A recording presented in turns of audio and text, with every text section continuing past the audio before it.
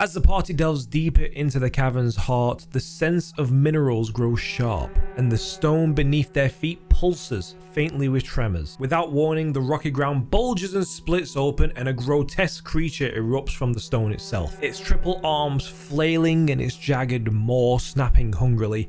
Its pebble-like hide shimmers faintly with embedded gemstones, and its 3 eyes swivel independently. Locking onto the party's coin purses and gleaming weapons with greedy intensity, with a gravelly voice it growls, "Give metal or be chewed to dust." Yes, in today's video we are covering the gem goblins from the elemental plane of Earth, the Xorn.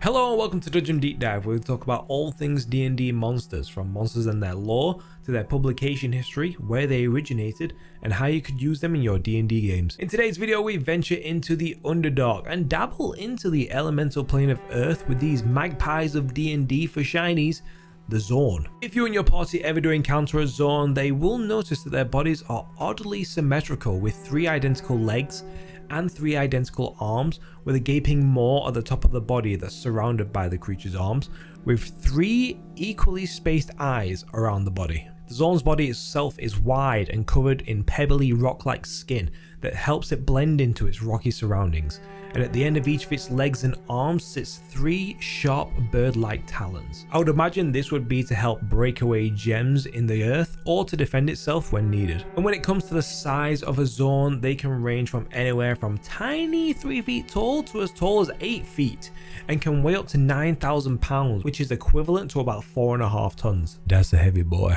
Now, with these monsters being native to the elemental plane of Earth, they have a natural ability to travel through stone as if they were walking through water itself, not leaving a single tunnel, making it a great ability to escape any danger very easily. With them also being naturally connected to the earth, they can also sense the vibrations of any other creatures walking in the area, as well as smelling any precious gems or metals from 20 feet away, but this is also double if the metal or gems are magical. There have been records that have said that Xorns have been known to speak Common from time to time, but their main form of language has and always will be Terran, the natural language of the elemental plane of Earth. Xorns are known as scavengers that consume nothing but rocks, minerals, and precious gems, and has absolutely no interest in digesting any type of meat. Xorns are not naturally aggressive creatures, so if you happen to have a Xorn attacking you and your party, you have a great chance that they are just either defending themselves or going after the metals and gems that you own. If you manage to encounter a group of Xorn, or a quarry of Xorn, as I like to call them, they would often just send one of the members of their quarry to you to negotiate for food, but do be warned, if the food requirements are not met, they may lash out and attack. If you do end up getting into a fight, they have a habit of using their ability to surf through the earth to their advantage and hide underground and then focus on one target to attack, pulling up from the ground like a scene from Jaws, swinging its claws and biting with its razor-sharp teeth. But once they begin to take damage, the Xorn will begin to resort to guerrilla-like tactics, with merging into the stone, attacking, and then merging back in for safety. Now, on their home plane of the elemental plane of Earth, these creatures are very docile, peaceful creatures almost, kind of like the squirrels of the elemental plane of Earth. Although some squirrels are nasty little shits.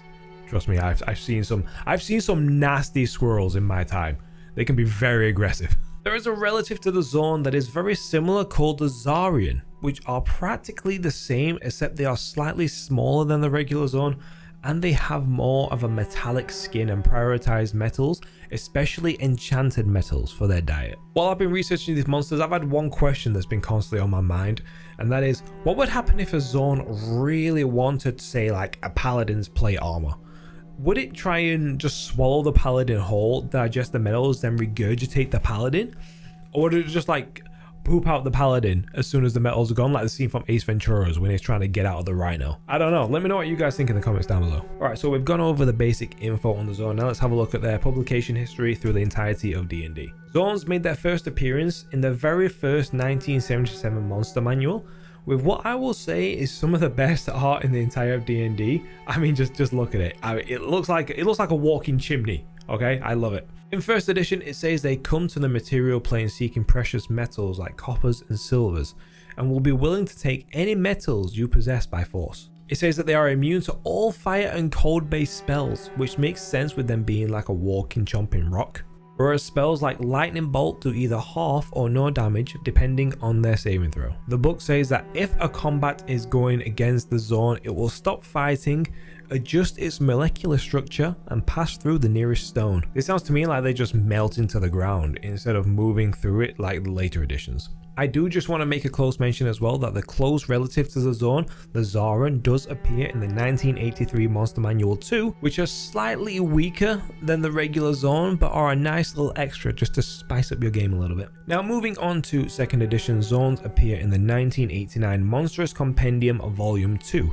Nothing in here really changes except for the art takes a dip and kind of reminds me of the eggs that the facehuggers come out of from Alien. We do, however, get a very in-depth description on how the Xorn would attack if it needs to, saying that in combat it can fight 2 different ways. Against a single opponent, it will bend its nearest legs deeply, angling at a 45-degree angle towards the enemy. In this way, all 4 attacks can reach them, which I do find interesting since they have no interest in meat at all. But if it's against several opponents, it can attack with its arms in all directions, each at a different target.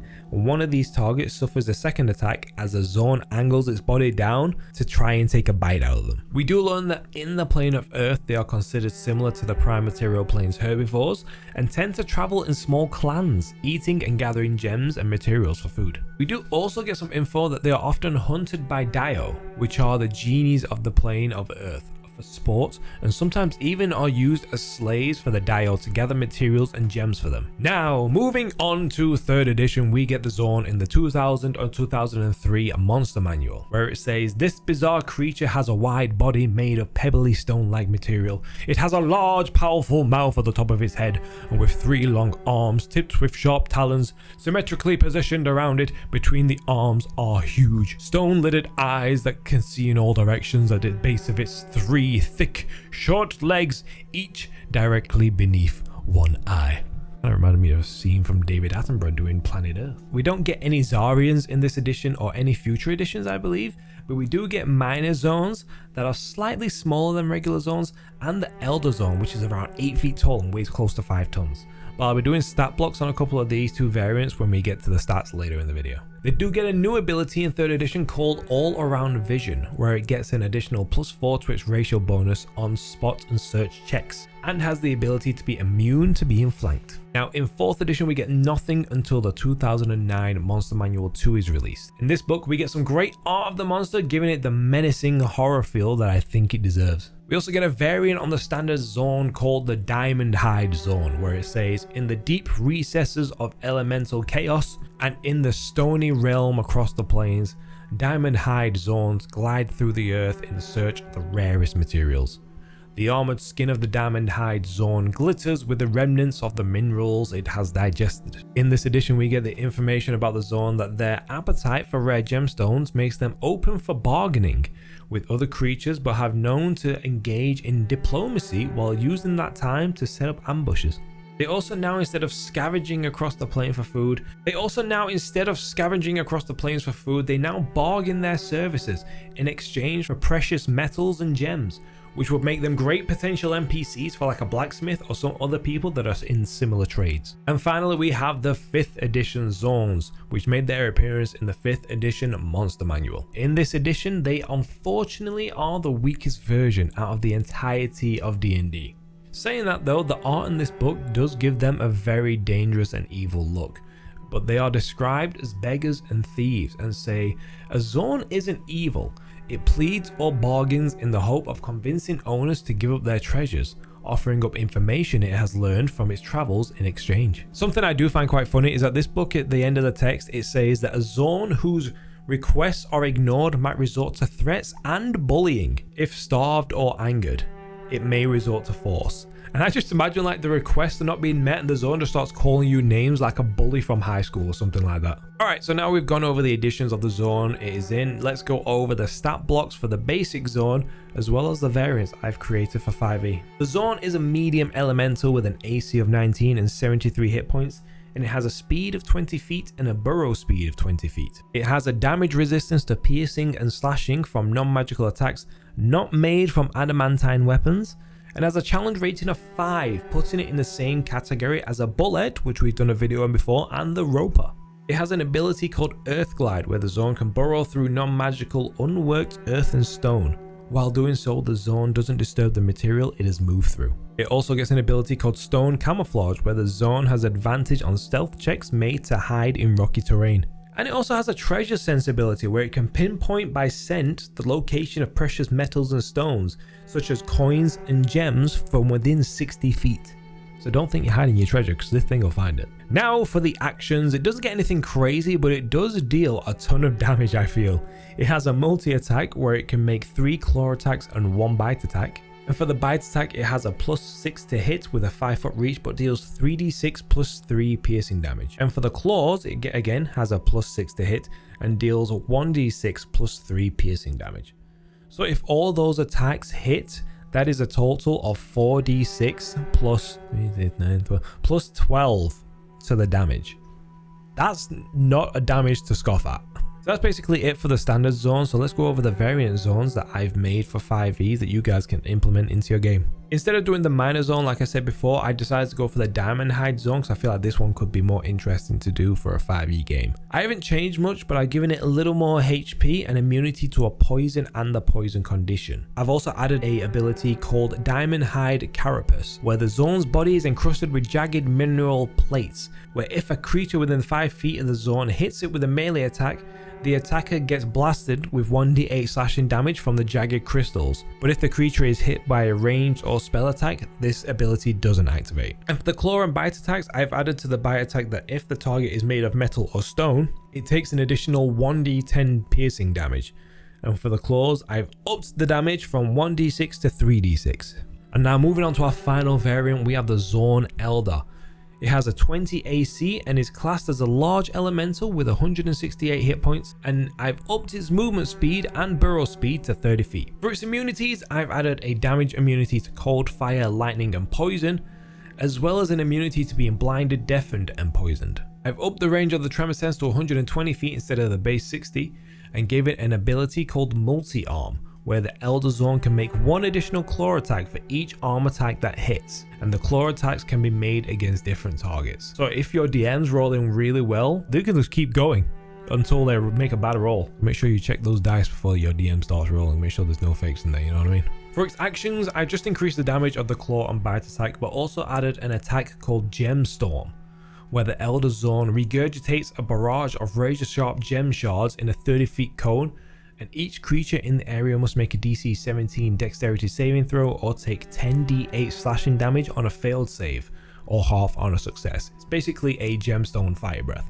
And with it being an Elder, I feel like it would be a legendary creature, because let's face it, who doesn't like legendary abilities? I gave it a Crushing Claw, where for 1 action it can make an additional claw attack. I also gave it an ability called Tremor Pulse, where the Elder Xorn slams the ground causing a brief tremor, where each creature within 10 feet must succeed on a strength saving throw or be knocked prone. And finally, for 2 legendary action points, it can use Devour Wealth, where the Elder Xorn magically senses the most valuable items on a target within 30 feet. That item glows faintly and the Xorn gains advantage on its next attack against the creature.